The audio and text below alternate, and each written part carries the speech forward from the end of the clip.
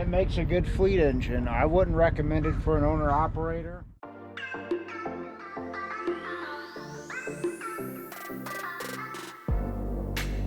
Done plenty of hate videos on the downsides to the PACCAR engine, and this is the 5 pluses, good things about a PACCAR engine after over 1 million miles split between this engine and my last engine. I have 600,000 on this one, and I'm noticing some issues with age. For the most part, I mean, it makes a good fleet engine. I wouldn't recommend it for an owner-operator.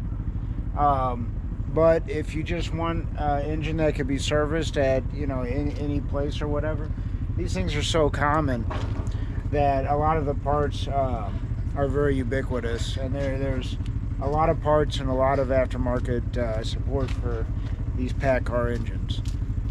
So that's one. Number two, and probably the biggest thing, is the fuel mileage. When this came out, everybody said, oh, this is such great fuel mileage. It legitimately does get almost a mile per gallon better with the same body as my last couple trucks. With Cat and Cummins, they both got 5. This one gets 6. Everything the same. The speed limiter set the same. Same driver, obviously. About the same kind of loads. So the fuel mileage is hands down the best thing about this engine. The next best thing is it's 500 pounds lighter than a Cummins or a Cat or whatever other engine. And that helps you. Yeah, I've had some loads at, you know, I'm 79,800 pounds, and if I had a different engine, I would have been in trouble. So that's helped me a handful of times. We don't do a whole lot of super heavy loads, but that's another reason why this is such a good fleet truck.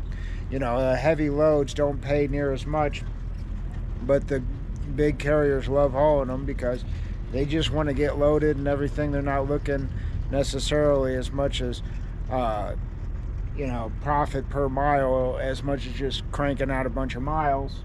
So they'll get the heavy loads. PACCAR engine will work just great for them.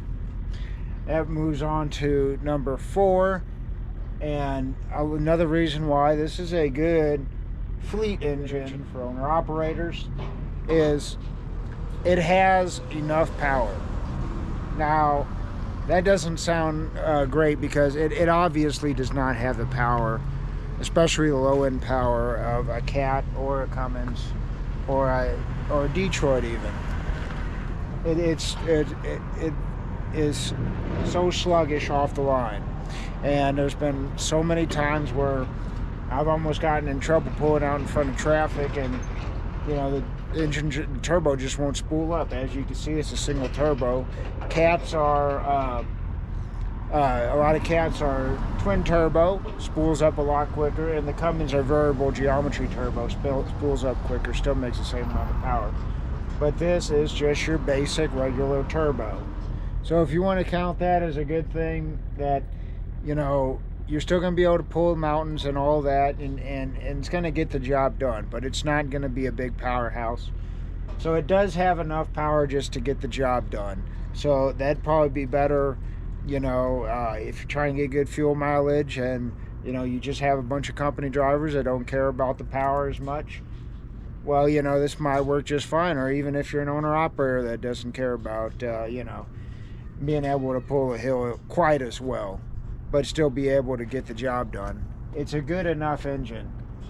And the maintenance, you know what? Everybody talks about these engines being junk. And for the first 500,000 miles, this engine didn't give me too many problems. There's probably about 5 major issues that I broke down on that were caused by the PACCAR engine. But for the most part, it's doable. It's not the end of the world. It's not... I would have said a year ago that this is not an engine that's going to bankrupt you.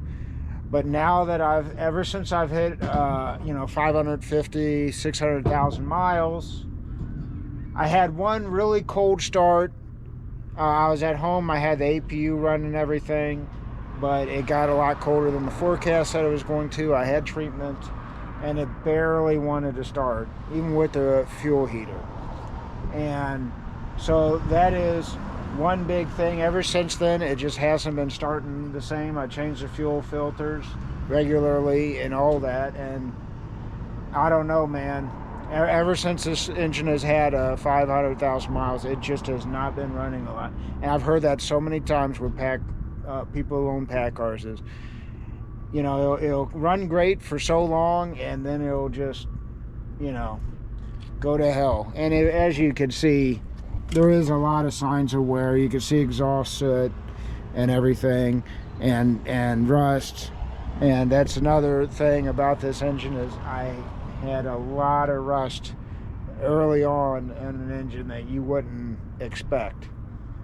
But yeah, still a bunch of bad things in my try to be positive review of 5 things that I love about my PACCAR engine, but 5 pros.